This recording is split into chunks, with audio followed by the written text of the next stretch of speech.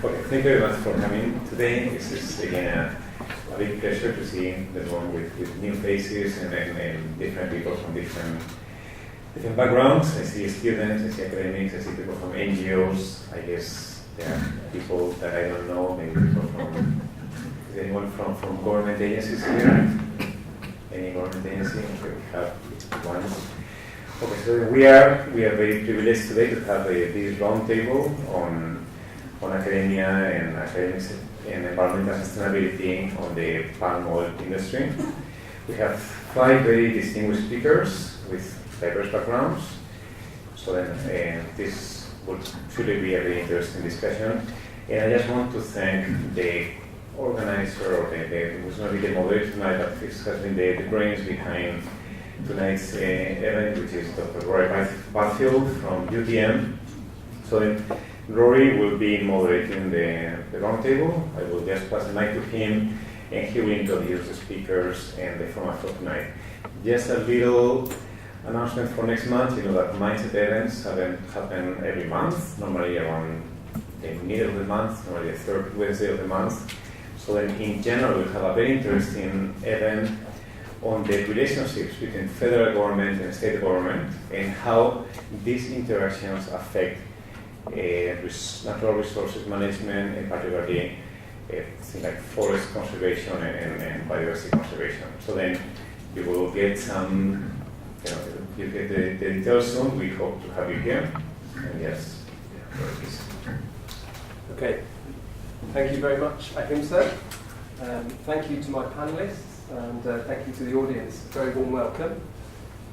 Slightly unusual session. For those that have been to the Mindset Talks, usually it's a presentation followed by Q&A. We decided to do a slightly different format for this particular topic. We decided that we would prefer to hear from you guys. We prefer to hear from the audience as well as our distinguished speakers. So we just changed the format of the session. So we will hear from the panelists, and then we will transfer it basically over to the audience, to you. So it's your opportunity to raise up any questions on this particular topic. Okay? So the topic in hand: academia, palm oil, and environmental sustainability. You can see it up there on the slide there, not so easily presented. Palm oil, a topic that many of us are aware of, a topic that raises lots of different opinions. I was trying to think of some sort of scene setting for today, and I thought immediately of durian. If you ask a group of Malaysians, a random group of Malaysians, what do they think about durian? Generally you get lots of excitement, is that right? Yeah. Not one person excited. If you ask a group of Chinese people, random group of Chinese, probably quite interested in durian. Ask a group of Europeans, what do they say? Yeah. They didn't say yes, but generally there's less appeal. Okay. Cheese is a similar one, I think. Europeans love cheese, especially the French. Go with the stereotypes. Cheese is not so popular here. Not so popular, but of course eaten by some. However, with palm oil, a little bit different. You may have the difference of opinion, but as a commodity, it's absolutely global. Durian is not global, really. Palm oil is very, very global. And I think that's where, as an audience, as a group of stakeholders, we're all involved. It may be produced largely in this part of the world, but it's consumed everywhere. So I think we are all stakeholders, essentially. That's the first point that I want to make. In terms of research, which is the second, if you like, major theme of tonight, there's been a lot of research done, essentially, into palm oil over the last 10 years. We see an exponential growth in the number of publications. From 2004, I think there was about 300 publications on palm oil. In 2013, the figure was closer to 2,000. So it's clearly getting interest from researchers, from universities across the world. That said, the majority of palm oil research is going on in this country. but other countries are also contributing. In terms of research examining sustainability in palm oil, that number is proportionally less than other topics. So perhaps there's some ground to be made up on that side of things. Okay, so what's the objective then of today? I would say straight away, what we would like is a constructive dialogue. Okay, so we will focus on solutions. Yes, we can talk about the past and understanding how that can impact the future, potentially. But we are looking at a constructive. How can we move forward? And I think that's something that I reiterated to the panel just before we came in. That's the direction that we want to go in. So it's a very sort of positive feel, if you like. That's not to say we can't raise difficult questions, but I would like to emphasise that from the beginning. Okay, in terms of how it will work, I will hand over to the panellists to give a short opening statement of 5 minutes each. So I haven't told them what to say, I just gave them the brief. Palm oil, environmental sustainability, academia, so the research element, and they will say what they like, okay? So there'll be 5 minutes each, and then part 2 will be the Q&A, so you can raise whatever you like, and then part 3, the final part, there'll be a 1 minute wrap up from each of them, and then I will sort of summarise, if you like, and close the session. Okay, so that's a little bit of an introduction. In terms of the panellists, so thank you to the panellists again for coming this evening. I'll go through a very, very short bio for each of them so that you know as an audience the background. So we'll start at the top end there. So that's Dr. Sune Hansen. Sune has a master's and PhD both in environmental engineering from the Technical University of Denmark. He's now currently the director of UTM Palm Oil, University of Technology in Malaysia, a local university, a palm oil research centre based in KL. He's been living in Malaysia since 2004 and he started his career in the industrial wastewater industry. His core competencies are life cycle assessment and environmental sustainability. Sune's passion for strengthening the role and involvement of academia in working towards sustainable palm oil brought him to initiate and play a central role in the creation of the Academic Research on Palm Oil Sustainability Network, ARPOS, and I believe Sune will mention ARPOS later on. This is the most difficult bit of the evening for me. How do I say your surname, Harry? Call me Harry. Everybody go. Dr. Harry, there we go. So he is head of R&D at Sime Darby Plantations. Dr. Harry completed his first degree in plant sciences from the University of London, after which he completed a PhD in plant developmental and molecular biology at the University of Leicester in the UK. He joined Sime Darby in 2003, and currently he's Senior Vice President and Head of Plantation R&D.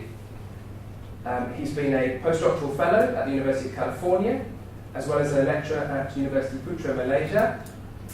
And in 2012, he was inducted into the Malaysian Academy of Science. So very much on the academic side of things as well. Yasmin, very long bio. I'll shorten it. A marine biologist by profession and an environmentalist by passion. Yasmin has a degree in marine biology and a minor in contemporary religion from Duke University and an MSc from the University of Malaya in biotechnology, and is now pursuing her PhD, close to finishing or soon to finish in the next year or so, fingers crossed, at the University of Malaya. She has experiences working with environmental NGOs. So I should have said Yasmin is from EcoNights, a local NGO, and she's previously worked for WWF Malaysia in 1997 and worked on various water-related projects.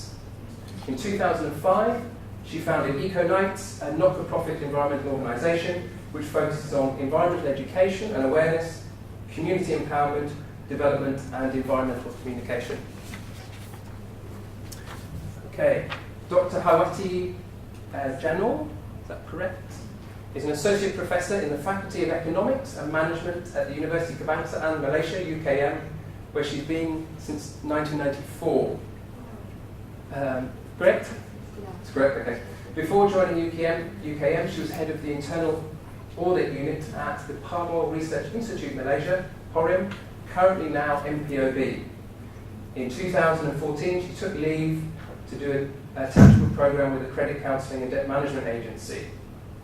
And now, importantly, it says it there, you are now coordinator of the MPOB UKM Endowment Chair.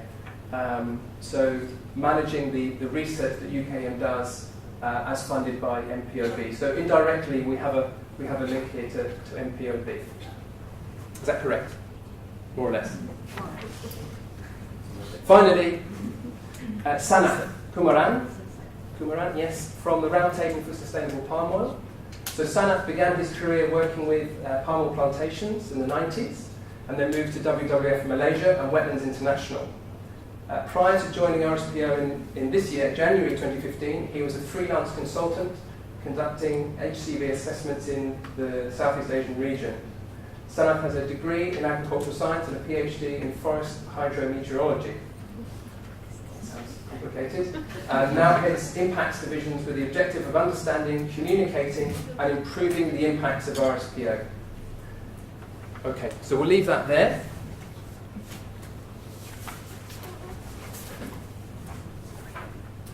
And finally, just a bit of housekeeping. Sorry, this has dragged on a bit. So this is a very interactive session. Try and stick to the theme, as I mentioned before. And you can link between the themes. That's okay. I don't mind that. When you're making a comment or question, please be succinct. Please be to the point. I'm sure there'll be lots of people that want to talk. So if we can then hear your point quickly, we can hear an answer quickly. And it's the same for the panel as well. And generally, if there's an opportunity to cluster questions, that would also be good. So if you have a question but you feel it's quite removed from the previous one, maybe wait to see if there's other questions that are similar before raising your hand. Okay? But please look for me if you have a question. I will be sort of moving around here. Okay? So, once again, we'll start at that end. So we'll move on to the opening statements from the panelists. Thank you very much. Thank you very much, Rory, for the introduction. I'm Sunu from UTM Palm Oil Research Centre. So I'll just present just a few minutes. I'll make it brief. It's a little bit about application and collaboration within academic research, which is what we've been trying to achieve a lot with the Palm Oil Research Centre and with the Atlas Network, which Rory mentioned briefly. So as many of you are probably aware, we have some issues of silo research in academia. Unfortunately, it's something that we're trying to battle, but it's unfortunately still around, which is also making academia less attractive to the industry in many ways. We don't have the holistic perspective in all the projects. It becomes research for the sake of research. So getting that, you can say, application into research, where the industry actually wants to use our research and bring the industry forward, is something that I'm very interested in. So doing the start of that, you could say, was with the start of the Palm Oil Research Centre, which started in 2013. It's a very young centre, just less than 3 years. But the aim from the beginning was to bring researchers together, rather than having researchers sit in various places in the university, make sure that we get the holistic approach, and that we're not leaving researchers behind, sitting in their own faculty and doing small research, but that we bring everybody together and work towards a bigger aim. And then soon realized that one university is not enough to provide a holistic perspective. Although we can bring it some way, we need to have more research, more universities working together. And therefore, I, together with a number of other people, among others Dr. Rory as well, initiated the academic research on palm oil sustainability, ARPOS network, which again is bringing researchers from all over Malaysia and all over the world. We have a few internationals as well. I'm hoping to get more. Bringing together, making sure that we can actually provide the best possible research to the industry, which is then, you can say, applicable and multidisciplinary, rather than these single discipline studies that you can see. In order to determine where does this ARPOS network want to go in terms of research strategy and research center as well, we have done these two initial studies. One is researching the trends of palm oil sustainability research. Roy mentioned briefly that the exponential increase we've had in research over the last decade, which is very encouraging. But you can say one less encouraging aspect is that it's very focused on technology development and not so much on the actual environmental impacts and socioeconomic aspects and so forth. So I'll not go into the details of that study, but basically that shows us that we need to make sure that we are that we're actually looking at a holistic perspective and not just in these small silos. And what we do now is trying to then incorporate and engage stakeholders to make sure again that we are responding to what stakeholders want in terms of their research. So again, I'm probably already spending my time. So again, if that's something you want to hear more about, then please go ahead and ask. Yeah, thank you.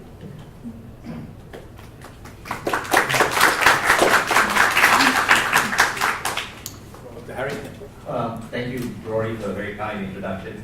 What I'll tell you a bit about is what Roundtable is doing in terms of the space, academia, and environmental sustainability. And then finish off with a few comments of what I think is essentially missing and what needs to be put in place so that the academia can effectively engage with industry and also deliver the outcomes that we want to see. So firstly, Roundtable, extremely large company. We have a foundation. The foundation runs independent of the operation. And the foundation has funded a study from the Royal Society in the United Kingdom to look at the impact of land clearance and oil palm cultivation in Sabah. And the idea was that they want to understand what kind of size of fragmented landscapes could sustain populations of wild animals, and what were the sizes of corridors that are necessary. And when you talk about riparian reserves and so on and so forth, what was adequate as a riparian reserve? Because none of that work had actually been done properly. Really. So that's been funded by Roundtable for the tune of 25 million ringgit, I think.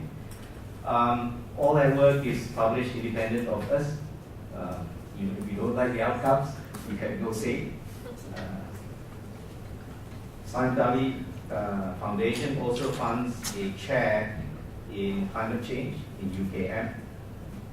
And through this chair, there's a program to look at zero waste from oil mills. Right? So there's a whole series of researchers who work, I guess, more as a team, not so much siloed. So they look at an oil mill and all the waste products or byproducts from that oil mill holistically, and they've developed, or they're trying to develop, technologies to address all of those different issues, and also add value to that process so that the net outcome is zero waste. And the kind of technologies that they look at are advanced composting right up to the production of hydrogen from the effluent form. In addition to this, the industry, some industry members called SPOM, Sustainable Palm Oil Manifesto, which includes APIPIL, Asian Agri, Cargill, IOI, KL, Tapong, Musimas, Roundtable Plantation, and Unilever have funded an independent study on high carbon stock and deforestation. So this study has essentially been over the past year, and the two co-chairs, Dr. John Rayson, who's from CSIRO, he's a Nobel laureate, and Sir Jonathan Porritt, right? Who is, I think, the chairman of something for the future. I forgot. It's gone out my head. Anyway, this SPOM is actually committed to ensure sustainability across the entire palm oil supply chain, right? And it has an independent technical team composed of 8 scientists, one of which is from Malaysia. The rest of them are all foreigners. And they'll be looking at essentially this technical study, and it's completely independent of the funders. So there's a lot of interest from industry and academia in terms of trying to find a balance for between development and sustainability, right?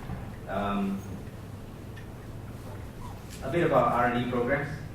So since the 1980s, Sime Darby basically developed zero burning. I think Sana Kumaran was pretty involved in that, right? And we've also developed a whole series of biological control. I was in Carey Island a short while ago, and I brushed here. Carey Island is more or less nirvana for wild palm. Okay, we harvest rainwater. It's completely surrounded by seawater. There's no river, streams. So we've developed since the 1920s technology to firstly bund up that area. It's 5 feet below sea level, right? So we have to wash out all the salt water or salt from the land. And since the 1920s and 30s, that has been progressively done by using rainwater to do so. And now the yields are well over 30 tons in some areas, capable of producing 30 tons. Last year, our yield there was 27 tons. So we have developed extensive platforms and technology to deal with water management in these kind of areas. We've also done all kinds of different studies, as I said earlier, to control pests by using wasps, parasitic wasps. We plant various flowering plants to encourage these parasitic wasps to live there and provide energy for them to parasitize the leaf-eating caterpillars. And we've also developed sort of various methane capture and utilization technologies. Aaron, just to say, are you all right to wrap up and then? Yeah. Is that okay? So to push you. I think basically what's missing really, as mentioned by the first speaker, is that a lot of research tends to be siloed. Firstly, secondly, that there's a lack of socio-economic analysis that is done. A lot of it is done in the space of hard science, but there needs to be a lot more work done in the social benefits that accrue from development. And maybe you can ask me the questions about my thoughts. Thank you. Thank you very much. Over to you, Yasmin. Okay, so I'll start real quick. Maybe just a stating of some facts which I think we cannot get away from. Like it or not, palm oil is the largest contributor to our gross national income. It has been that way. And I think in Malaysia, we should be very proud that we have got 100 or more and 100 years of research into the super crop. And it does create a huge amount of jobs. So palm oil is gold. It's all gold, but it's still gold that's very much needed. And there's 7 billion people and 9 billion people projected. You would expect the demand for palm oil to increase a lot more. We're going to have more new dairy products, we're going to have more new chocolates, which you can't resist, coffee, cakes, noodles. So with population growth, it's something that we cannot get rid of, yeah? So yet, I've in preparation for this roundtable, I've more or less summarized 4 key issues in the realm of sustainability and palm oil. Number 1 is the decreasing talents. No doubt we have huge or vast amounts of research done on this, but like what Harry said, most of the research in hard science, agricultural science,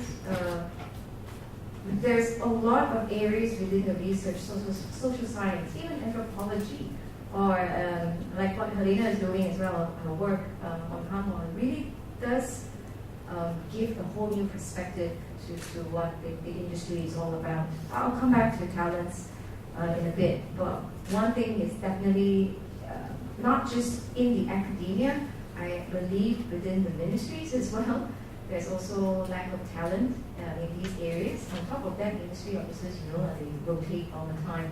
So specialization of talent in palm oil is not present yet. Number two, I cannot agree more. Again, I have nothing against research, but there's still very little NGO and academia collaboration and support in this field. Versus, say, for instance, Singapore. You can see economists taking the lead in addressing palm oil issues. Not so much just people within the palm oil research industry and so forth. And not enough constructive participation in this field. And I'll come back to this again in terms of how I see as a solution. Third issue, and I think this is a fact, that production landscape is exhausted. You've got finite land, you've got finite water, and the fact of the matter is the supply cannot chase the demand anymore. There are more mouths to feed. Lastly, a big issue which I think actually opens up a huge potential for research is the palm oil right now has an all-time low in terms of the brand perception index, thanks to the anti-palm oil lobbies. I went to Brussels a couple of years ago and had to present this thing, and NPOB asked me to present this NGO perspective on palm oil, and then I think I loaded up a picture of a palm oil tree. 80% of the people there don't know what a palm oil tree looks like, but they're anti-palm oil, and would probably walk out of the room buying a ticket. You know what I mean? So it's kind of like an oxymoron when really, I think that maybe billions of people are not aware of their direct impact as a consumer of the palm oil industry. So really quickly, what I see as solutions is there needs to be more awareness, more accurate awareness about this. I think 8 out of 10 friends that I have are anti-palm oil because they're just influenced by the Western propaganda. Yet, I mean, there are some not so positive practices within the industry, but this broad sweeping of statements within that industry is also very destructive, especially when talking about national economy at stake here as well. Number two, we definitely need to have more public engagement, and I see this proliferating a little bit. Just 2 weeks ago in Taman Tun, in some hipster cafe, there was a little coffee chat about the haze and all that. And people don't like the haze, but people don't necessarily know what to do with the palm oil industry as well, how to address it. And if you are aware in the media in September and October, all the bashing was on DOE's API and monitoring. Completely missed the whole issue of the haze is a byproduct of wrongdoings to the land, but not all wrongdoings to the land are in the palm oil plantation as well. So a lot of the forest clearing and all that, we have to know why is the forest being cleared in the first place. Because hydroelectric dams also clear land and also harm orangutans, not necessarily palm oil, right? Thirdly, I think there is a great need for more academic-related hackathons. I'm not sure if there's an opportunity to do this where you actually put engineers or put social science students or put communicators, business students all in the room to come up with solutions. I think this is something very healthy, especially when palm oil is going to stay. Palm oil is going to stay till you get married and have your grandchildren. So it's never too late to start these kind of efforts with the younger generation today, and that is what we really need to do right now. Fourthly, we really need to raise interest and attract more talents, not just mainly academia, but then I would like to challenge more social science research interest in this field of palm oil plantation versus the hard science. Like I said, we've got more than 100 years of hard science research already, but what about land rights? What about consumers' perception of the products they purchase off the shelf? What about labeling of products and stuff like that, which not necessarily falls under the realm of, hardcore laboratory science? And lastly, Last week, is it? week. Yeah. Okay. Working across sectors, if you look at how, like palm oil is under Ministry of Commodities. Yeah, the NRE gets slammed the most when it comes to the hits. So even, actually I think most general public won't even know like palm oil, all this falls under which jurisdiction or which ministry. So that really, we really need to educate ourselves in that. So whether it's MOA, MPOB, MOE, and I say MOE, Ministry of Education, is important. Because if you really want to take academia research to the next level, how is Institute of Higher Learning focusing on this? So essentially, I really like one of the questions here where should there be an anchor institution? Definitely. However, how is that anchor institution run, managed, is my next question. So these 5 I see are potential solutions to it. And lastly, there is great urgency to address this. But I don't know whether we're lucky or lucky it's palm oil grows in our backyard. But honestly, if it's not palm oil, it will be another crop that will be getting the bad rap anyway. So. Okay, thank you very much. Thank you. Moving on to Dr. Hawati from UKM. Thank you. Okay, thank you, Rory. Okay. We at the Faculty of Economics and Management has been actively doing research on palm oil palm sector. Okay, but starting in 2013, okay, specifically on April 2013, these research activities has been enhanced by the endowment and MPOB chair at UNMC. Okay, so thank you to MPOB for being so kind with us by giving us some endowment to do research on this sector. Okay. Okay. Despite the fact that what Hari has mentioned, what Jasmine has mentioned regarding the focus of the hard science on the industry in this industry research. Okay. We at the Faculty of Economics and Management focus solely on the socio-economic development, okay? The socio-economic aspect, the social science things, okay? Okay, with this chair, okay, not only we give funding to the researchers at UKM, okay, for them to do research in this area, but also to avoid the silos thing, the issue that have been raised also just now, we highly encourage the collaborative efforts from other researchers from outside UKM as well. And from the list you can see, for instance, Sena and Rory are also among the researchers that have been receiving our fund from the chair. Okay, and the central theme of this chair, the research activities for this chair is more focusing on the community socio-economic development.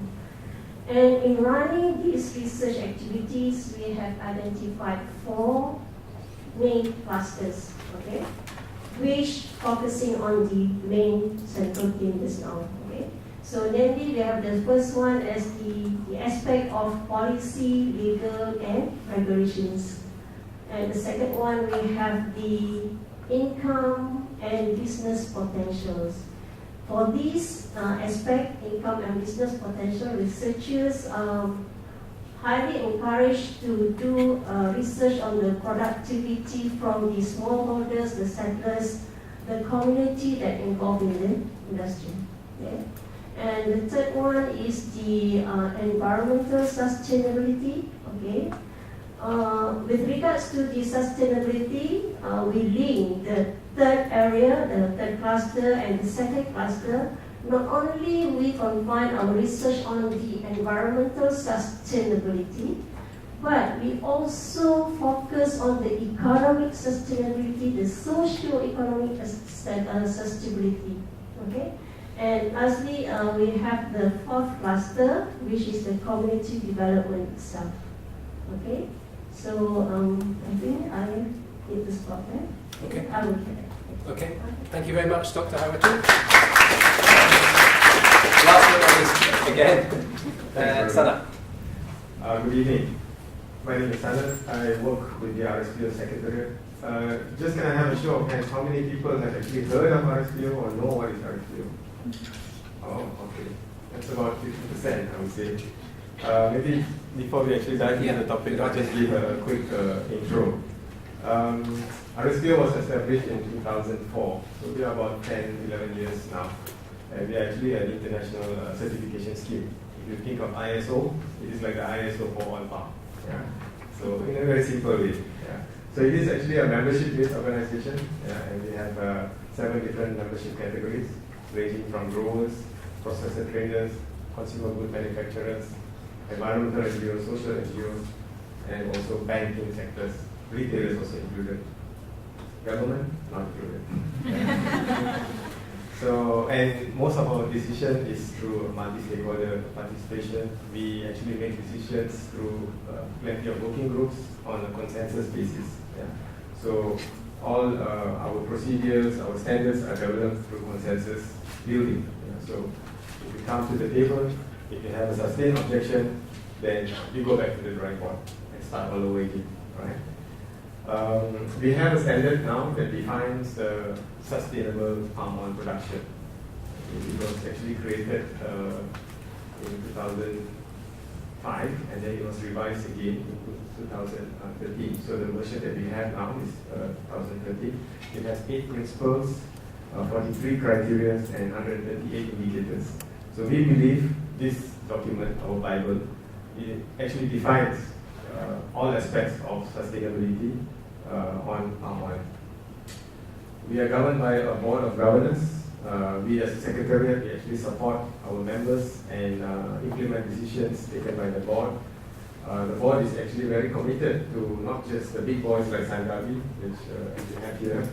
We are also committed to support smallholders. Yeah, so for that, we have allocated several $1 million of funds for smallholder support towards bringing them towards becoming certified. We are not a country club where people come and play golf. You come in and you do work. Yeah. So over the past couple of years, we have terminated and suspended quite a lot of members who are non-performing, who are not communicating their progress and not committed towards what we stand for. Yeah. Now coming to the topic of the impacts. Yeah. So I'm the head of impacts.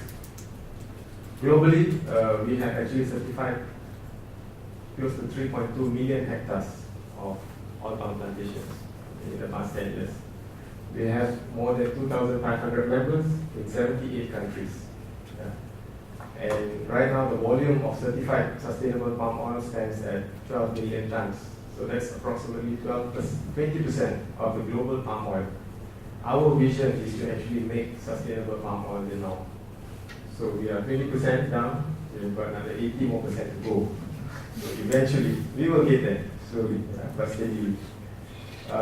With regards to the topic of today, this evening, looking at academia, we welcome collaboration and also research, especially independent research. And then, so earlier this year, we actually signed the MOU with the UTM Palm Oil Research Center, because we feel that there is a great opportunity to strengthen our standards, to inject science into our standards, and basically to benefit our members. One of the things that keep popping up is with regards to the social impacts. Yeah. No matter what you do, how you do, you will have impacts on people, on communities, on land, and that is a huge area for future collaboration with researchers and also universities. And we get a lot of complaints. 60-70% of the complaints of our members is revolving around community consent, land grabbing, giving free and prior informed consent. These are the things that is screaming at us. The second big headache that we are facing is with regards to high conservation value assessments. Either assessments that are done in a shoddy manner or not done at all, members taking shortcuts, untransparent. So all this information you actually can get from our website. Because principle number 1 for us is commitment to transparency. All our working groups, our panel meetings, the minutes, it's all up for everyone.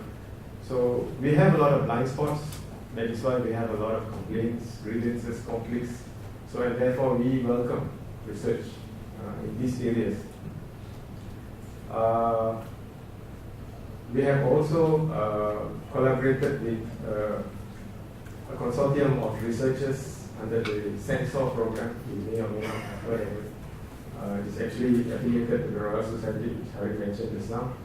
We have actually embarked that this study be done properly, independently, to look at the impacts of RSPO. Until now, we really don't know whether RSPO is really making an impact. So through these kind of studies and also other studies, we hope that we can actually demonstrate that eventually we will get to where we want to go. I think that was Last point. Just got that. Okay. Okay. Thank you. Okay, thank you very much, Sana. Okay, so part one finished. Don't know if you're relieved or not. Don't all leave the room. So really, it's over to you now. So can I see a show of hands for any questions straight away? We have people roving around with the mic so they can pick you out. So are there any immediate questions, immediate responses to those statements?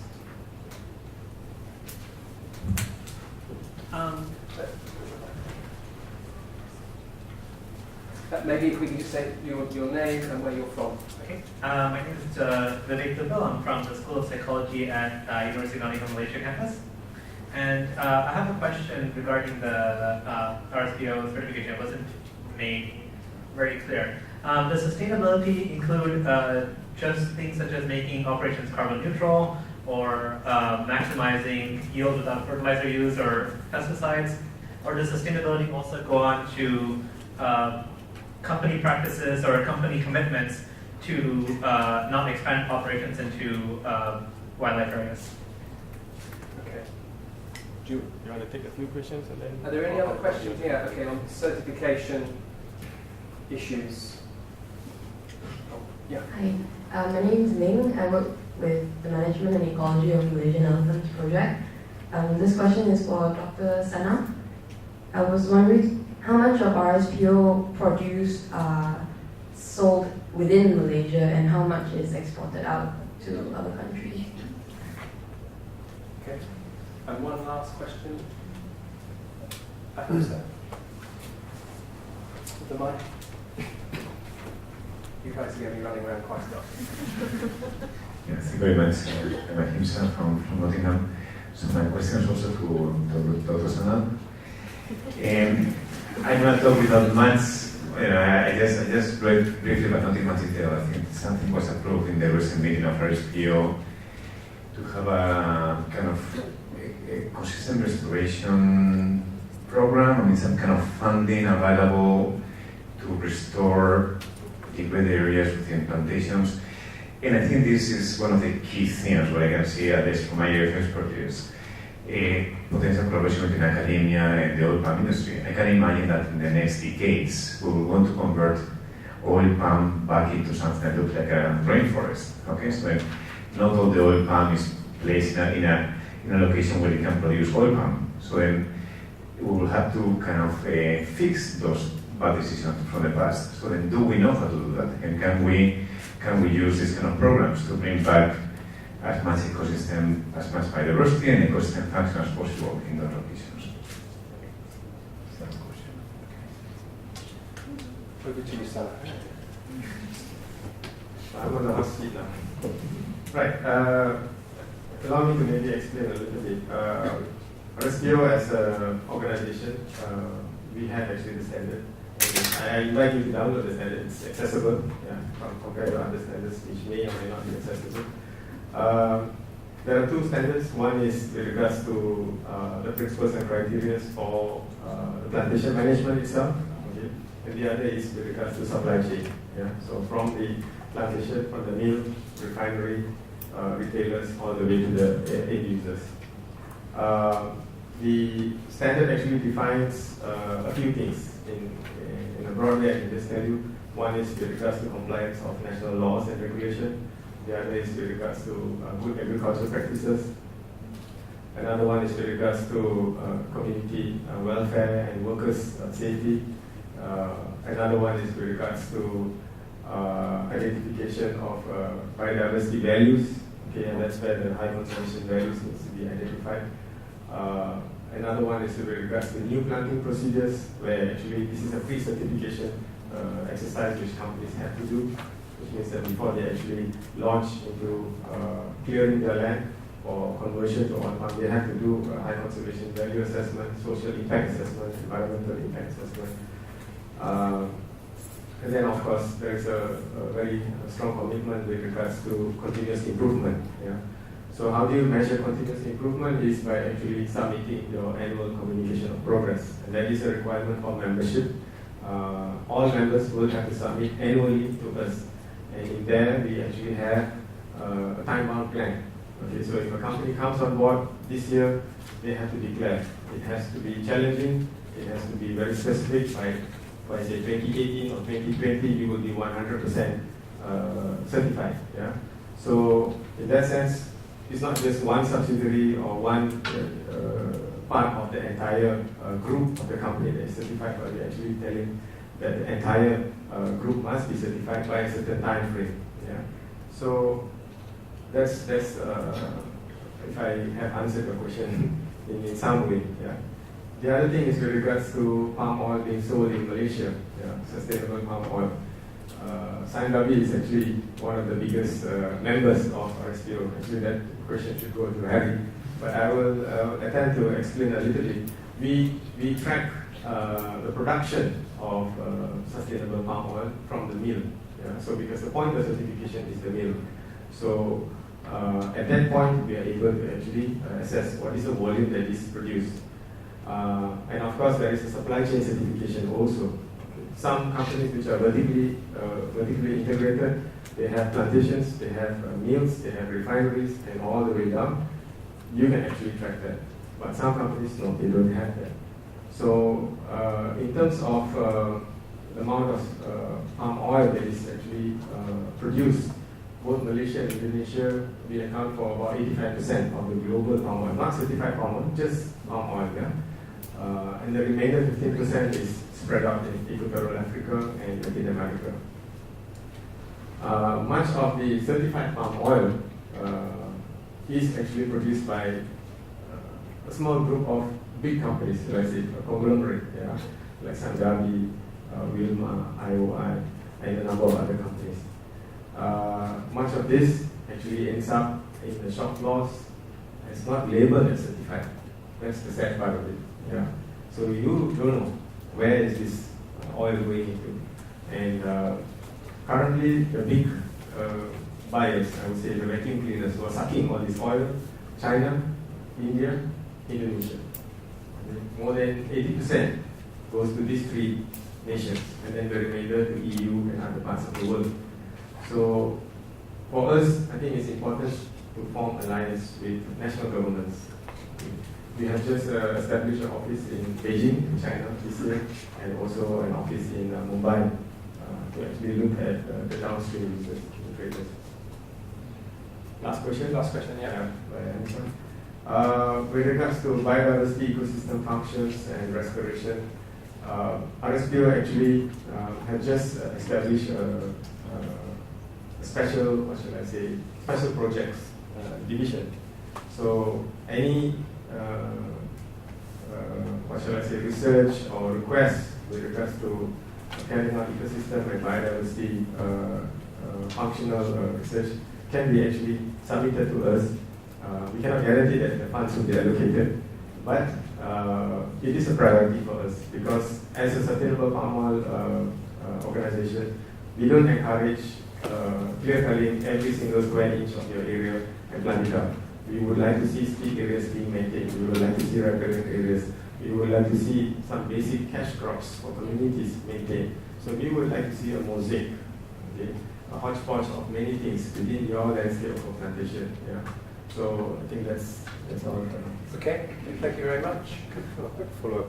Okay, very quick follow-up, and then Can you pass the question to Harry about the restoration, whether there is any plan or is any you have any land allocated to see if you have an oil palm plantation but you want to give it up, how to bring back forest into that oil palm plantation? Sorry, did everyone hear the question? So the question was, if we now have to sort of convert some of our oil palm plantations back to forests.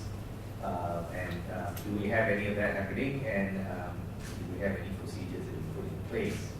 So at the moment, because of RSPO, we have certain areas that previously been planted up at a certain slope that is not acceptable to RSPO, like 45 degrees or whatever, right? Because it's the ex-rubber areas. So those areas now have been left fallow to a certain extent, right? So it's just left with oil palm, and the natural vegetation is allowed to develop back. But you know, for me as a scientist, I'd like to ask a question, which is, you know, you leave all these patches here and there. Are these actually productive? You know, or would it be more productive in terms of maintaining, say, biodiversity, to actually amalgamate these patches into one area so that you can actually effectively farm another area fully? You know, even though there are, let's say, high carbon stock components there, wouldn't that make more sense? Because at least you will have sufficient area for certain species to thrive. So is that a research question that you feel needs to be addressed? Absolutely. And it's not being addressed? It's not by me. Okay, so we have two hands here, Zainab and Helena, and then Nagu. Okay, let's see what the questions are actually. Okay, first question to Dr. Sana. I, as a consumer, not necessarily palm oil, but if I buy chicken, I like to see where it comes from. I would really like to see certified or sustainable on the package itself, and I would like to see some standard which governing this packaging.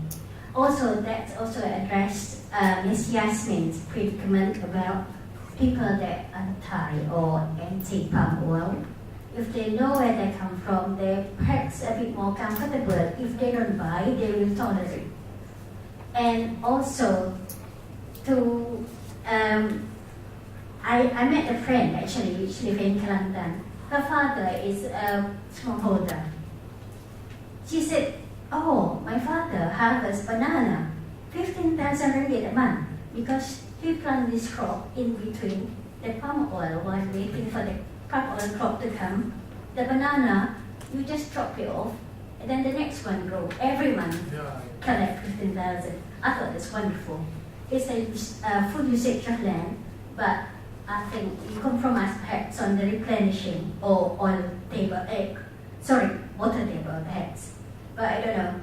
I'm not an expert in that area. Okay. So, yeah, maybe so there's a question around labelling. There's a question there, transparency labelling, and also intercropping, I guess. Let's hear from Helena. Yeah.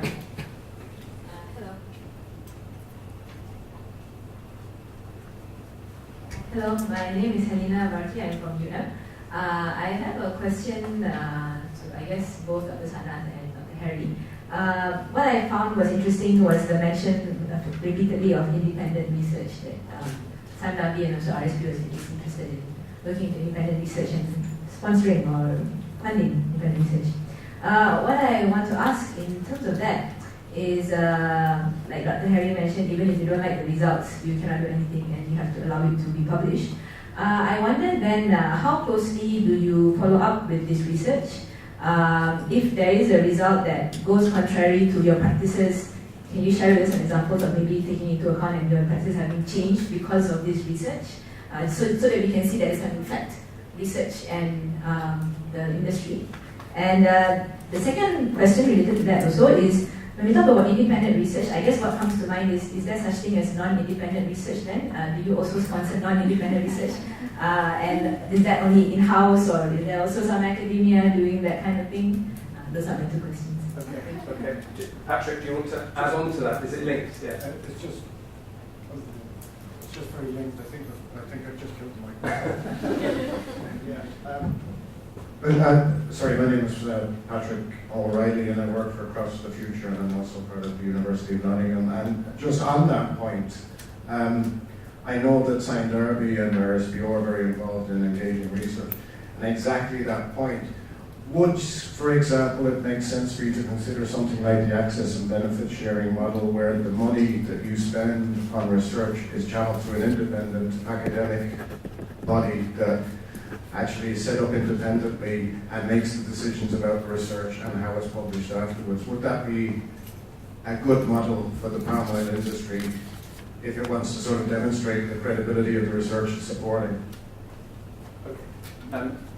Nagi, if we come to you, can we come to you in a minute? I think there's a couple of interrelated questions there. So we had labelling, we had the transparency, we had implementation of research, even if the results go against company practice, and then this idea of independent research. Patrick, what was the term you used? The access and benefit sharing model, which is a global model for supporting research as part of the access and benefits arrangement, whereby companies get access to new genes. Okay. So it's basically a fund that money is allocated for to do research from, and it's independent. Okay. And anybody can. Yeah. But basically, the companies pay into that fund, but they do not administer the money. Right. I get you. Yeah. Okay. Thank you, Patrick. Who would like to go first? Perhaps we address the first question from Zainab, and then we'll go from there. So. With regards to labeling, we actually have trademark procedures. So companies, as I mentioned, like Sandafi, which are vertically integrated, maybe you can answer that question with regards to labeling of all your palm oil products that is produced. You get up first. I wonder also, just in terms of labelling, is there any research that's gone into the impact of labelling? I'm not aware of any, not just in the upstream, but also at the downstream at the consumer level. Would it make any difference, let's say, in countries that are, let's say, less interested in sustainable palm oil at the moment? Would having a label influence the way that they purchase? Actually, we just completed a study in Indonesia. It's a market survey. We found out that about 20% of the survey respondents are actually looking for this kind of labeling. Yeah? So that's quite a big chunk, I would say. If you compare total Indonesian population, 50%, it's quite huge. And they are actually one of the largest consumers of palm oil. So more and more, I think the awareness is increasing. Yeah? With the help of a lot of NGOs highlighting that there is an option as compared to no palm oil. The option is sustainable palm oil. Yeah. So, and as what Yasmin mentioned, plenty of work needs to be done to actually educate and create awareness of the general masses out there. Great, thank you, Sana. Harry, did you want to respond just to that labelling issue and your own practices? Yeah. And then Helena, if you want, yeah, you can address that one. Sure. We essentially produce bulk products. So our main customers are B2B, business to business. So it's Unilever, Nestle, and so on and so forth. So they decide on the packaging and the labeling. Normally we supply them the bulk products, which are then fine finished. Other than that, they normally go to markets that are perhaps not that sensitive about sustainability. And I mean, you go to the Middle East and so on and so forth, and they want to buy the cheapest possible product. May I add traceability as well? I meant to say traceability and traceability at RSPO recently, our company announced that all the customers are able to actually see where their oil is produced. We have a screen, they can log on to the system, a website actually, and they can actually follow the consignment from the estate, from the mill to the refinery, to the dockyard, to the ship, and then off to where it's being delivered to.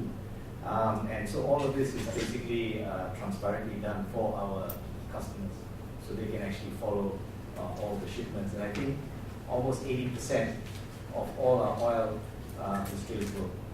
Right? Some of it comes from third parties, some of it, some of our refineries like in Vietnam and Thailand, we have to purchase oil from those countries, not from Malaysia. We can't deliver our Malaysian oil, so they are not traceable. But I guess if you're in the supermarket choosing your chickens or whatever it might be, you're not going to have access. Yeah. You might have internet on your phone, but who's going to look through? I believe there's an app now, there's an Australian company that's come out with an app where you can scan the label and it'll essentially give you all the ingredients list and whether it's green or not, or yellow or grey. But it could be an area for research, certainly. Okay, can we now shift to that question, linked question then, to Helena on the practices of research findings, and then Patrick's question on the access and benefit sharing model in terms of financing research and administering, undertaking that research. I think you mentioned about independent. Why emphasize the term independent? I think basically it comes out from what has happened in the pharmaceutical industry, where what we think is independent is actually not independent. You know, so researchers in hospitals and universities essentially are being funded not just for the work but elsewhere. They get holidays and so on and so forth to support a particular drug to be sold in the marketplace, right? So hence the emphasis of the word independent to state that it actually is clearly independent. I don't know, oxymoron maybe. And you also asked a question about any examples of improvements. I think the work in Sabah is ongoing. It takes quite a lot of time. So that information is actually not available yet in terms of deployment for what you need to do. But from the SPON study, which is essentially a desktop analysis of existing publications and knowledge, you know, followed through by this group of scientists. There are basically different methods and approaches by which we now need to look at our development. So some of this we're going to trial, and moving forward, some of the new developments will employ some of these approaches. And about the access benefit model. Actually, it's a good idea. It's not up to me to decide how it's funded to a certain extent, but you know, I think it's a workable model. So long, I think for industry members, they want to see work done that actually makes a difference to the industry and addresses the main concerns. So one of the problems that I used to face, I'm a molecular biologist, right? And the research that I do, or I used to do, my old job before this one, was extremely expensive, and I had to borrow money from my CFO. So trying to convince moneymen to give you money for a long-term biotech project that is, you know, they say, Dr. Hari, your pipeline goes into the horizon, there's no end to it, you know. When is the product coming out? So that is what worries most industry members. So if you're able to provide some form of comfort that there is an end point and there's a clear deliverable for whatever research that you like to do, then I'm sure there will be traction. Can I just make one quick follow-up? Quick comment, yeah. Right, you're spending the money anyway, because you're sponsoring, sorry. If you're spending the money anyway, in terms of sponsoring shares and sponsoring research, you know, there's an investment there, there's a mechanism that Science Derby presumably assess the project through, how you say? I managed to break another microphone. Hello? We've got 6. Hello? Okay, sorry. So, I mean, my point is, you know, I know the Science Derby is sponsoring a lot of very good research. There's always the suggestion that that research might not be as independent as it actually is. I know people that have got Science Derby funding and, you know, they're very independent. But there's always the suggestion or the potential that it's going to be perceived as being in some way influenced by the funder because he who pays the piper. You know, so if you're actually spending the money and you want to get the biggest, I suppose, bang for your money in terms of showing that you're interested and committed to independent research, why not channel it through an independent research funding body? That's the question. So it's yeah, that's okay. Let's move on. It's a very good point. Thanks, Patrick. Nagu, yes. Thank you, Nagu from Nottingham. And just a quick comment to Patrick. The Ministry of Environment has now come up with the National Conservation Trust Fund.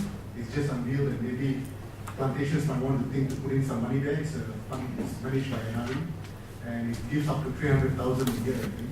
So that might be something interesting because they've just got one-off 10 billion from the government. So plantation industry might think that is a pathway to be seen more neutral. My question is on land use.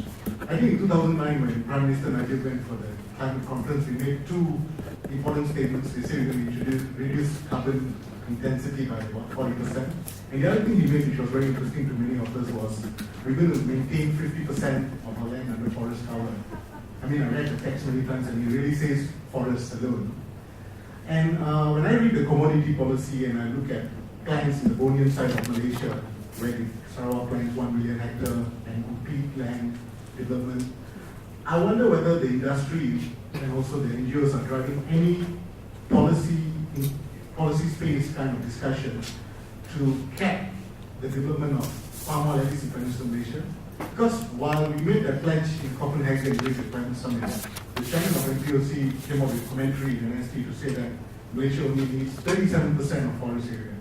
I do not know actually how many percent we did, but looking at the indicators of biodiversity, we are actually tipping points regarding megafauna conservation and all that. So I think we need a strong, because Prime Minister has made a pledge to the world, 50%. We need to see how land expansion is. And my first question. Second question very quickly is, I think, yes, a lot of social studies need to be done. I was driving back from Taman Negara. I see a lot of palm oil estates. We see a lot of foreign workers working. A lot of the local people, and probably because their parents are already rich, a lot of social issues are cropping up there. A lot of drug addiction, a lot of this kind of issues are happening, and I don't see any research coming out or to bring about policy intervention from the top to help these people out, because they've had a generation of really rich fathers and all that. And the final question is, while RSPO is there, I've sort of read media that Malaysia is coming out with its own standard called MSPO. Maybe what is this all about? Is it a competition to RSPO, or which standards are we going to use from now on? Just three quick questions. Three quick, easy ones. Okay, how about we put this to the two universities on the panel there. So there was a question about the policy space. Is there space for discussions between the government, the plantation companies, other NGOs, let's say? So maybe Yasmin, you could come in as well here. And then the issue that I came into my head after listening to the panel presentations at the beginning was the need for social science.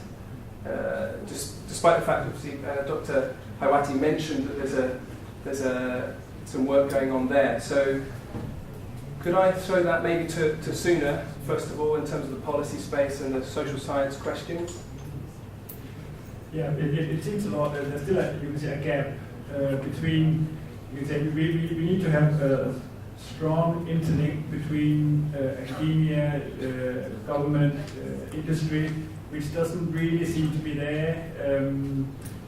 Again, we talk about the silo research. It doesn't make it interesting enough for the industry, for example. That same problem is happening with the government. The government is not necessarily listening to academia enough, I would say, in terms of policy recommendations. Of course, relying a lot of MPB, which is fair enough, because the MPB was set up for one of these reasons. But whether MPB is, even though it's big, whether it's big enough in terms of these very specific issues, where MPB is focusing a lot on improving the planting and developing the new genomes and whatever. I'm not an expert in this area, but a lot of plantation and building related things, but maybe less so on the more sustainability related aspects. Where academia, you can say, has a lot more resources available. So if we can come together, hopefully we can see government and industry, but in this case government, to take it more seriously and start listening to our recommendations on this point. Perhaps in terms of the social science question, could I ask Dr. Hayati to respond to the earlier? Okay, regarding your questions just now on the social problems, okay, we do have many research, okay, actively on these social economic problems, okay.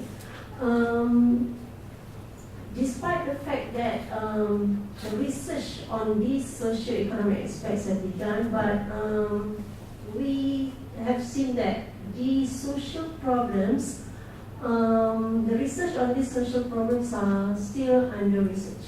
Okay?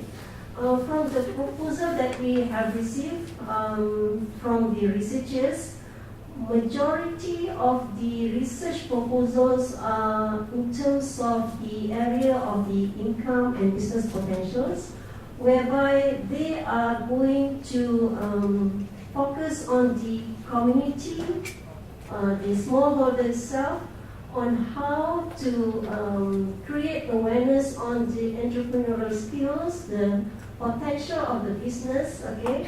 And on top of that, we have also seen proposals that propose to have these tourism activities going on for the smallholders. Okay?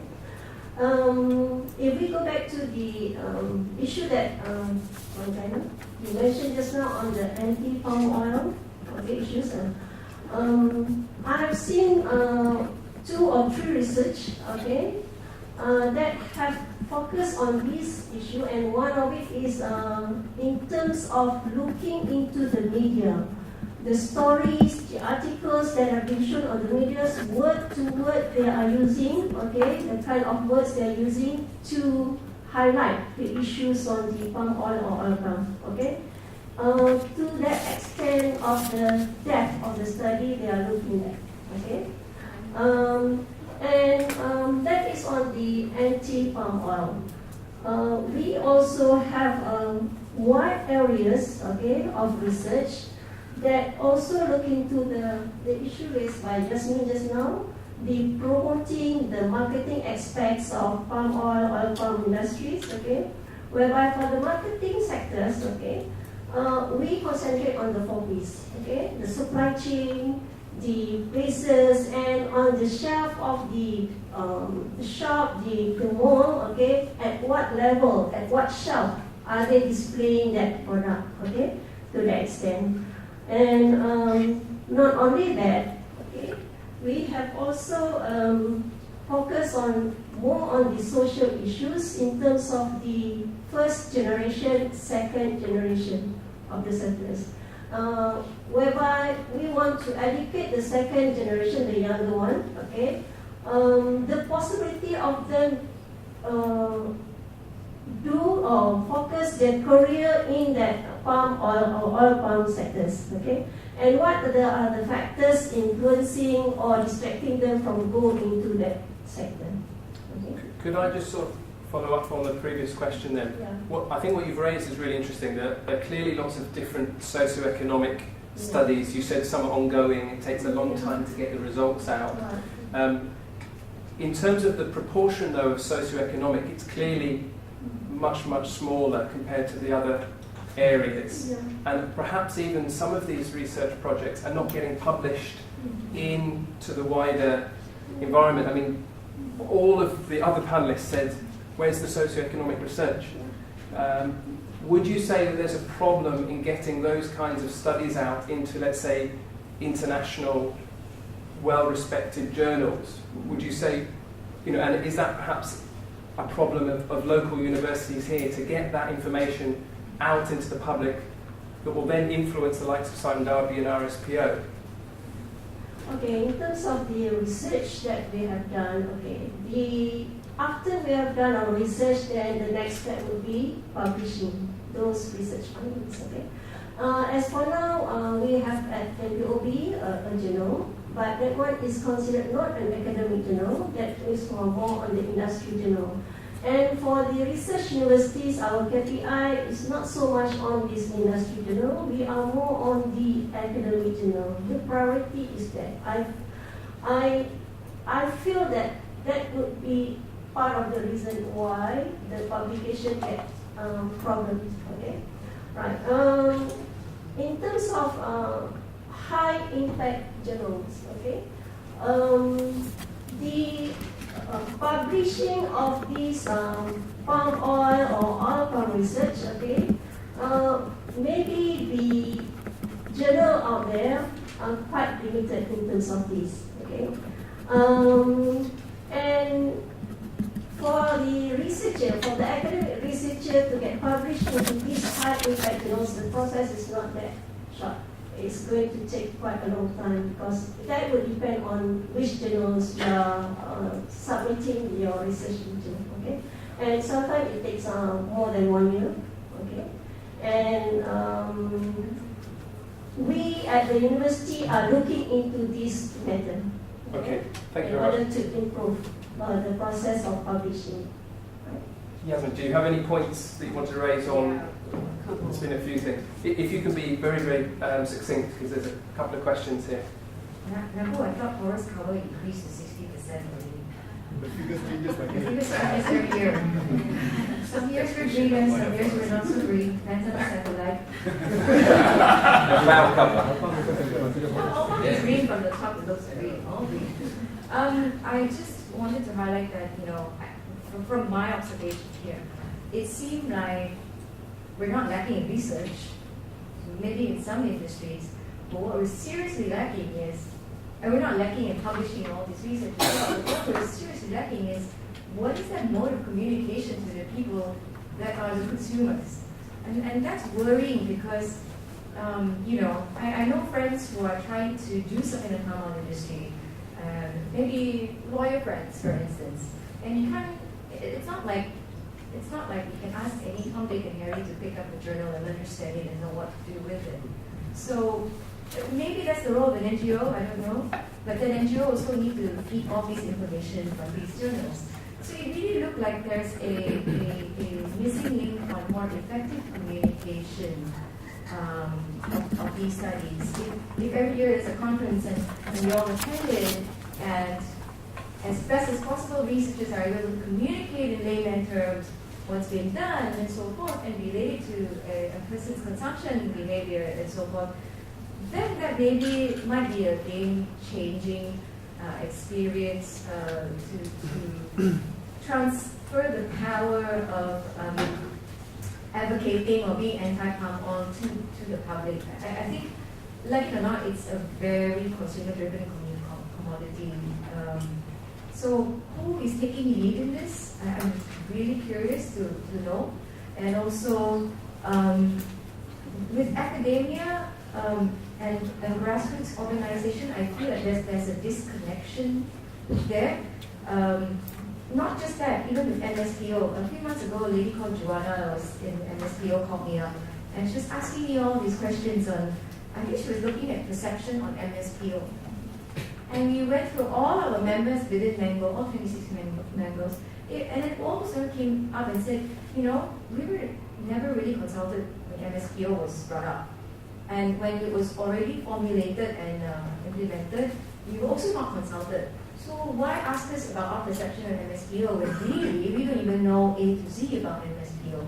So inclusivity in this whole realm of things is, I think, very, very critical. Okay, thank you. So a good response there. So we have 4 hands here. Okay, maybe for the next round. Here. Can I speak? Because it's, I think Yasmin sort of gave me a cue to jump Go in. for it, okay. So I'll just introduce myself. Yes. My name is Anima. I am a lawyer. And when the haze got really, really bad here in Malaysia, quite a number of our citizens were very outraged. There was some suggestion that the palm oil industry had a lot to do, including Malaysian palm oil companies as well. So the ordinary Malaysian knows very little. You're absolutely right. The media was focusing so much on the APIs, but really didn't talk about what was causing the haze in the first place. And as consumers, actually, it's interesting to hear 20% of Indonesians. I can assure you that Malaysians and Singaporeans will be far higher in terms of wanting to understand where the palm oil in that product comes from. I mean, it's only a month ago I discovered that half the produce in the supermarket comes from palm oil. Because before that, everybody was saying, we bought into the Western media idea that, yeah, don't buy any palm oil related products. We now realize that's next to impossible. But what we want to understand is we want to have products where it is sustainable palm oil. And we've actually, my group, we called Chala Anti-Haze Action. There are close to 100 of us already, very mixed group. And we've done quite a bit of research into the RSPO. But we would like to actually engage with industry and learn more.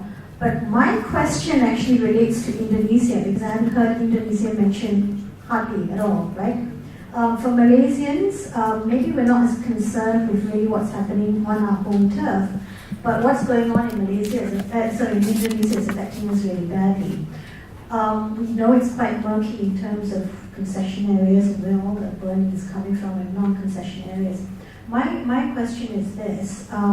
In terms of Malaysian companies that are involved, whether directly or through associate companies and so on, what are they doing to try to prevent burning, and this includes peatlands as well, and not just within their own concession areas, but areas close to them, because I think the biggest culprits are outside the concession areas. It's a little bit away from research. I don't know if there's a research angle to your question. How can we I have no idea how academics think or work. I'm very new to this kind of world, but I'm asking from a public point of view. Yeah. So Malaysian companies involved in potential haze creating situations, perhaps, I mean, it's a Sime Darby or an RSPO. You want to go first? Yeah, I go first. Can you be very, very quick, because it's slightly... Yeah, right. So I'll give we you have a program, we fund a program in University of Riau to essentially develop a means by which we communicate with the farmers to help them to understand the treatment and what they should put in place to prevent all these forest fires from happening. And last year it was really effective. And in fact, even this year it worked pretty effectively. Unfortunately, the fires were outside all our areas. And so now what our company has done, I think also our president has announced that we have a hotspot monitor. So in our headquarters, we have GPS coordinates and we have satellite images, real time, of all our estates from Portugal right up to Liberia. And we monitor whether there's any forest fires or anything like that. And if there's anything burning, then immediately there's communication with those managers and so on and so forth, people on the ground to find out what is actually going on. So far, our management is committed to actually fighting fires 5 kilometers outside our boundaries. So we have, in Indonesia, we have our own so-called firefighters. So they will actually help the community within 5 kilometers of our boundary to put these fires out. Okay. Anything to add, or let's leave it there? One liner. One line, okay. One line. A very long one line. Very long. One breath. One of the things which has been say, on the table is with regards to transparency of concession boundary maps. Yeah.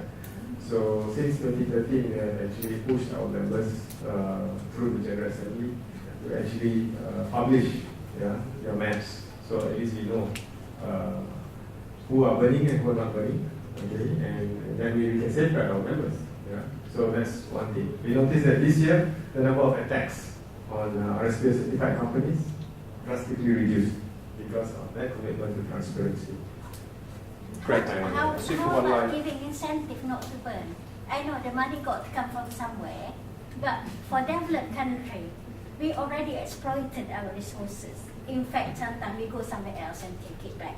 But for new country which going to develop, we can't blame them for exploiting because they got to feed their people.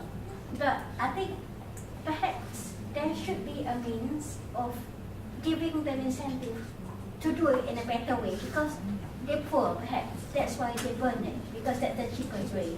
Okay, I mean, there could be some research question, I keep bringing it back to that, around incentives We will leave that one there for now. So, Azlina, and then the lady at the back. Oh, so let's start with the lady at the back, and then we'll come to Azlina. If you can say your name and where you're from. My name is Nian Lin from Crops for the Future. Okay. I'm just asking a very, very silly question. Is oil palm or palm oil the problem? If we replace every oil palm in this country, or Indonesia, with durian, is there going to be an anti-durian problem or or maybe a rubber? Is oil palm the problem? That's my question. Okay, great question. And then Azlina. Hi, I'm Azlina from UNMC. I'm a student.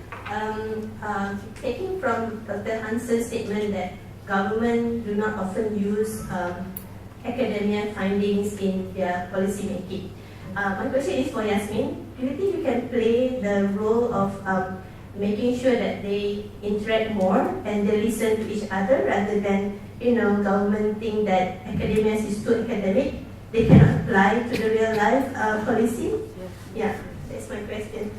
Okay, so who wants to tackle the oil palm durian question? Who on the panel would like to have a go at that? I mean, perhaps it's an academic question. Suna, would you like to have a go? And then perhaps... I have no problem being anti-durian. It is a very good question, with which we've had many long debates in my team as well. Is palm oil the problem, or is development the problem, and is the problem, and what can we do to tackle it? Unfortunately, we've not found the answer yet. It's one of the central questions in big stakeholder survey we're doing as well. We've had a number of people asking similar questions. So yes, it is unfortunately something that I cannot give you an answer to. Again, going back into this, what the incentives, you can say, for what's the alternative to developing, basically. I mean, there's this REDD plus international schemes going on, but not terribly effective yet, because, again, they require someone to pay, and people don't want to pay. Oh, now not bad. So again, we are coming back to the whole issue on if there's incentives, who's going to pay for it. Is it fair that developing countries have paid for it? They already cut on their forests themselves, and therefore they should pay for developing countries not to pay down there, to cut down theirs if that's the case. But anyway, we are working hard to try and answer your questions, but I can't do it today, unfortunately. And on... It's just a comment. Okay, comment from Steffi. I think in regards to the durian palm oil thing, from my perspective, it's a monoculture issue. It doesn't matter what it is, but when you intensively grow things, then you have a situation by which the ecological functioning of the system, the intensification of the agriculture, the input in terms of fertilization, pesticides, all that kind of thing comes into play because you're trying to grow something in an intensive way. And as soon as you do that, regardless of what the species is, it's going to cause a problem.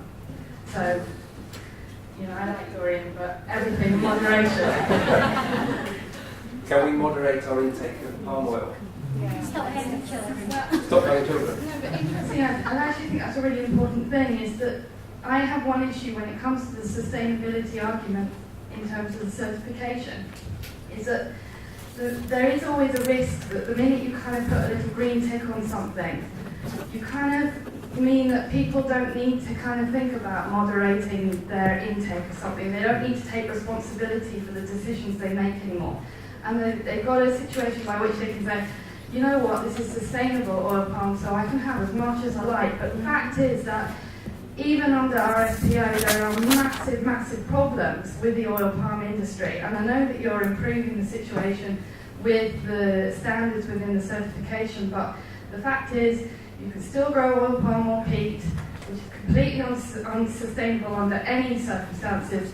There's still lots of use of fertilizer. You've still got massive amounts of land area being covered, issues with monoculture and biodiversity loss. So the fact is that you get to a point really where there still needs to be the consumers understanding of the current situation and their knowledge of the situation so that they can make informed decisions. And I think at the moment we have a lack of transparency so that the consumers cannot make these informed decisions. Okay, that's a good point to finish on that. Kathy, so that was kind of... Vivek, you want to? I think there's one thing that I haven't heard being mentioned today, and it sort of touches on what Stephanie just mentioned about being a monoculture. Dr. Hardy sort of mentioned it, that some of the biggest consumers today of palm oil are China and India. And in both these countries, it's the palm oil is being consumed because it's the cheapest commodity. That may not be the case forever, and that's a question for Dr. Houthi and Dr. Hardy. If there's in the next 10, 20, 50 years, if there's a cheaper alternative, maybe synthetic, maybe something else, discovered for palm oil, then what happens? The natural heritage has been largely lost in palm oil plantations, and then palm oil is no longer the cheapest commodity, then the demand for it will drop off very quickly. So, is there any economics research being done to look at the future sustainability of palm oil as far as economics goes? And are the palm oil companies themselves looking at diversification of their land holdings, or are we going to be putting all our eggs into one palm oil basket? Okay, nice question. Should we hear from the panel? Can I give a go at this one? Okay.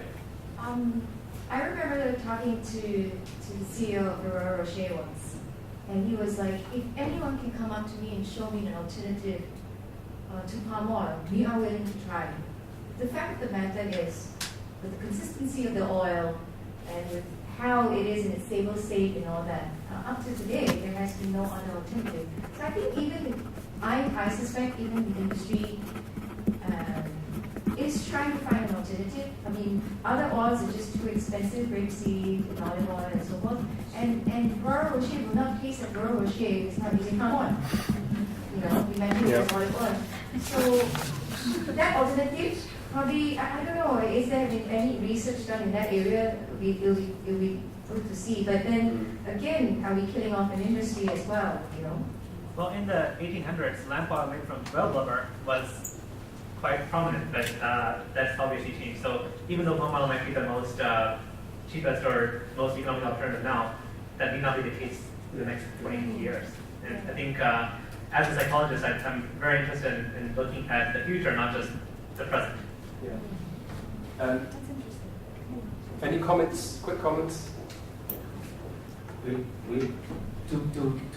points. Firstly, it doesn't make sense. We're over 100 years old, right? It doesn't make sense for us to not try to be as ecologically friendly as possible in our plantations, because we want to be in business for the next 100 years.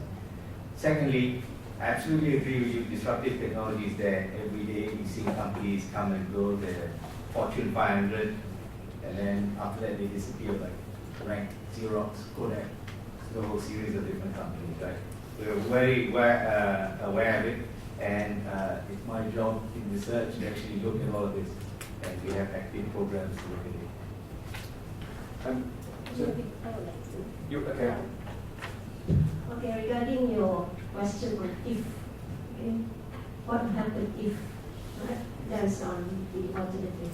Okay, back to Yasmin just now. Yes, it's not possible we are going to have that alternative, but not currently in 5 to 10 years time. Okay.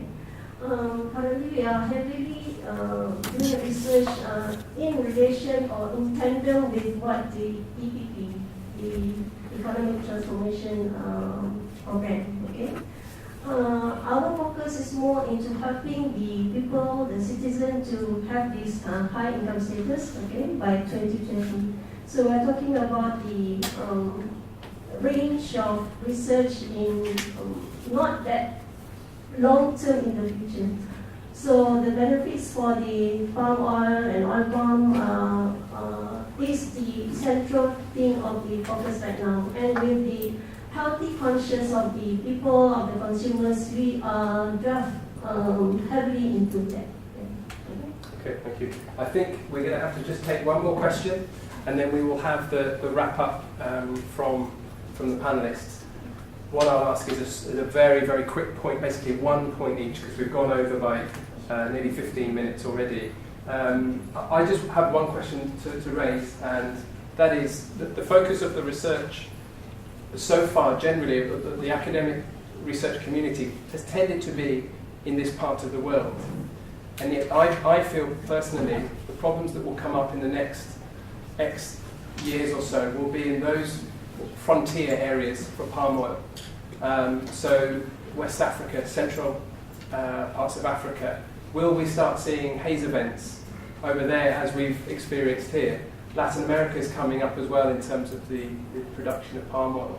Are we focusing our attention too much in this region? Of course, there's going to be learning experience from this region that can be explored elsewhere, but I have a big concern when hearing some of the stories, indigenous people moved off their land, community conflict. Sanaf, I know you spend a lot of time travelling to that part of the world, West Africa. Are we doing enough? And can Southeast Asia, with all its learning, support some of the local universities in that part of the world? Very, very broad, open question. I don't know if somebody wants to tackle it as a final question.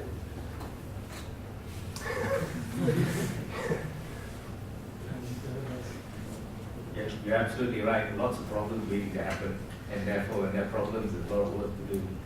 And so, for researchers, you should be very happy about it. For social scientists also, there should be field day, right? Because Liberia, we in Liberia,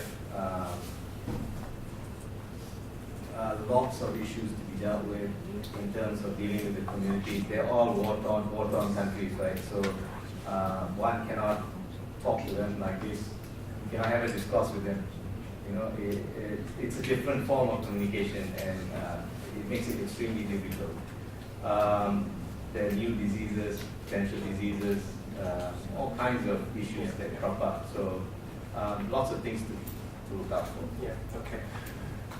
Okay. What we'll do is we'll just do literally a one point each. Sooner, if you want to reflect on that last question, you can. And then very, very succinct, we'll get through this in no more than 5 minutes, okay?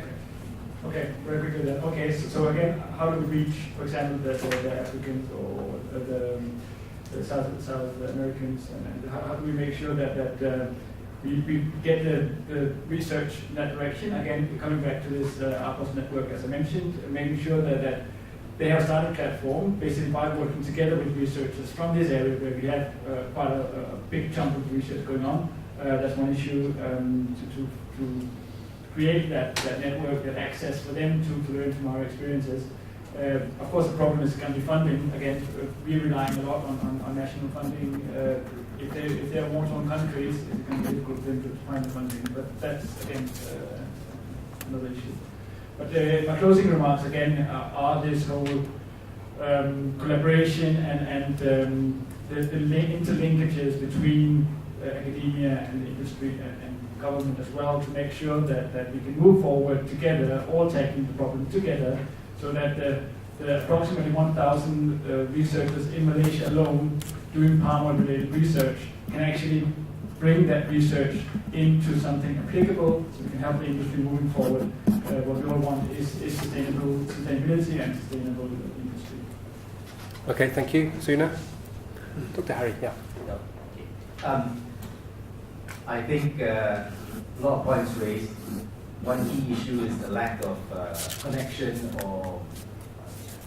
I guess, between the researchers doing all the hard science and the communities and consumers. That clearly is a missing link there, and that needs to be bridged. So I think it needs all of you guys here in this room to actually help us to bridge that gap. Okay, thank you, Harry. I'm just going to conclude with four points which potentially be research questions. One is rightfully looking at just will labeling change consumer behavior or affect the purchasing power of things in general, and it's also good to look at the comparative perspective. Are Malaysians more willing to change their consumption behavior based on labeling, or are Europeans more willing to change? So that would actually steer the labeling towards which side of the planet as well. Number two is, I guess there needs to be more research or more emphasis on looking at multidisciplinary perception of working with government agencies. And normally, in my experience as an NGO, is recently we got on board the API, just the API, I think it's like the action group. I think it's because we've been quote-unquote bashing the sort of things DOE was saying about it. And it was almost like having a conversation with DOE, but through the media. We asked a question and then reply through the media. And then subsequently that led us to being invited to be on board. So had we not been so insistent about our statements, we probably wouldn't be on board there. But then again, there must be a way to look at better cohesiveness among all the stakeholders on how to address this. Thirdly, this really quick is what Dr. Harry mentioned as well, communication. Is there an independent, and I hate to use that word independent, is there an independent clearinghouse that serves to look at providing this kind of information? I know you're doing an amazing job with all this journal stuff and categorizing it and all that. Now, the next step is not everyone's in academia, so who takes charge of that and communicate? MPOB, I think, or MPOC, has been trying very hard to look at working with advertising agencies even, to look at communicating what is the benefit of palm oil, all these things. But even agencies, some of them get fired or they don't pick up the job because I think there's a big miscommunication between the management or between researchers and how agencies would like to spin this kind of communication. That really needs to be looked at. Finally, maybe look at comparative studies in palm oil industries in various countries as well, as Dr. Harry mentioned as well. Is this just a localized issue in terms of the public perception? I know in Singapore it's a lot different as well. For all of you who are more on the activist side, check out pmhaze.org. It's a NGO that looks at addressing the haze issue. And I think recently came out with a survey on how many to Singaporeans actually Singaporeans demanding haze-free or palm oil-free products and why. So check that out because I think they're quite in the forefront in doing palm oil work. So these are just the 4 areas which I think could potentially be areas for research. Yeah. But you can tell, I think they're more business, econ, and social science based. Great. All right, thank you very much, Yasmin. Dr. Ayati. I would like to touch on 2 main points regarding the research activities. One that mentioned by Harry just now, the silo research being done. And I'm happy that we, under the chair of the NPOB UKM, we are moving forward into addressing this problem by venturing into more research on the social economic perspective. And another point is that what happened to the research findings, how to disseminate these findings to the people out there. So that would be one of the main challenges for us in administering this chair. So hopefully, after this, I'm going back and I would like to propose to the researchers out there, okay, the main issue now is how to disseminate these research findings and not so much on the research activities being done on this. All right. Great. So we've got a tangible output from today. Yeah.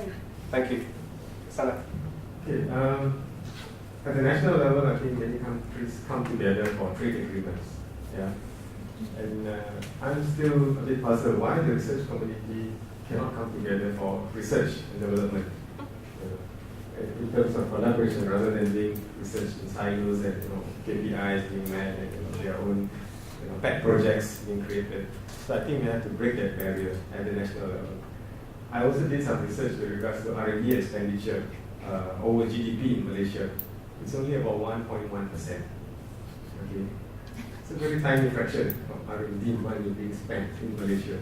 And the target for 2020 is to push it to 2%. Still far, far away from other countries. Ambitious. Like Sweden and all. They have higher levels. Yeah. So, I mean, this actually tells you a little bit about where we are in our priorities with regards to research in Malaysia. The other thing is with regards to yields.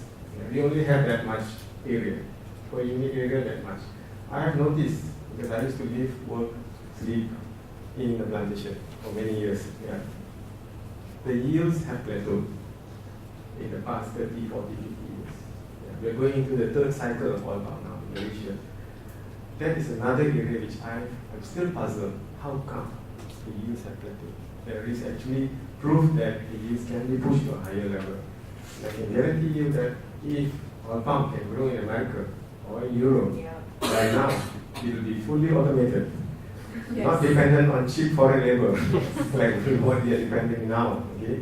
The industry will be transformed totally. So there's still a lot of work to be done. And oil palm is here to stay, like what Yasmin mentioned. Great. Thank you very much. If you do have any questions, of course, we're going to have some refreshment.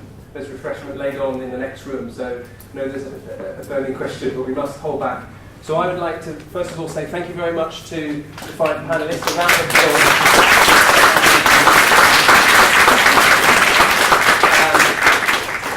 So thank you again. It's wonderful to have that honesty. And I also would like to thank the audience for being very constructive in your comments. I'm going to try and just briefly summarise. These are just the key points. I've got loads of other bits of paper there.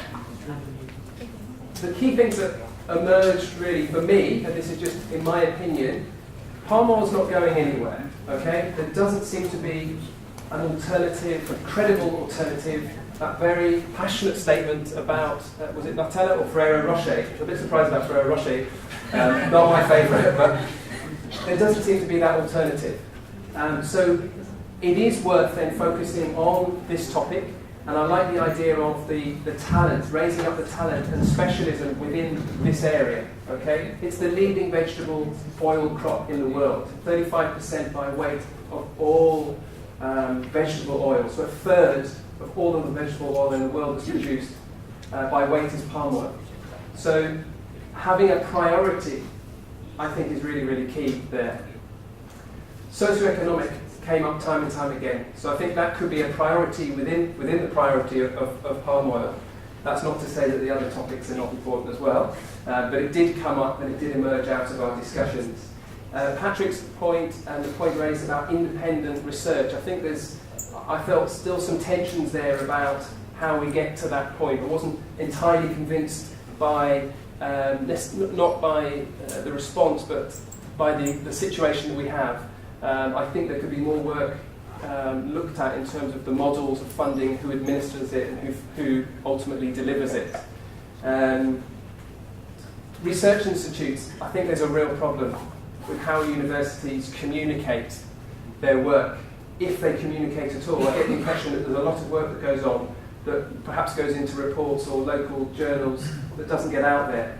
Can we come up with a better strategy, a one-pager that Harry can receive on his desk, and he knows then where to go to see the detail. He doesn't want 15 pages of academic details, methodology, at the first occasion. So I think there's definitely an issue around there. Finally, other than a pet subject of mine, which is the emerging areas and the fact that there's very little research going on in those other geographies, I would say that this is a very fantastic conversation, but it's very exclusive. It's not inclusive of everybody. That's not deliberately so. It's just you guys are in a network, we're in a network, we managed to pull it together. How can we get other groups involved in this conversation, whether it's the smallholder, whether it's the medium-sized companies who are really on the profit margin, who probably aren't doing the same thing as Sime Darby? How do we increase the size of that conversation to improve our awareness? That's not really a research question, or perhaps it is a research question, thinking about it. So I would like to conclude there. Thank you to both sides, and also thank you to Ahimsa for organising the mindset, and we have some souvenirs.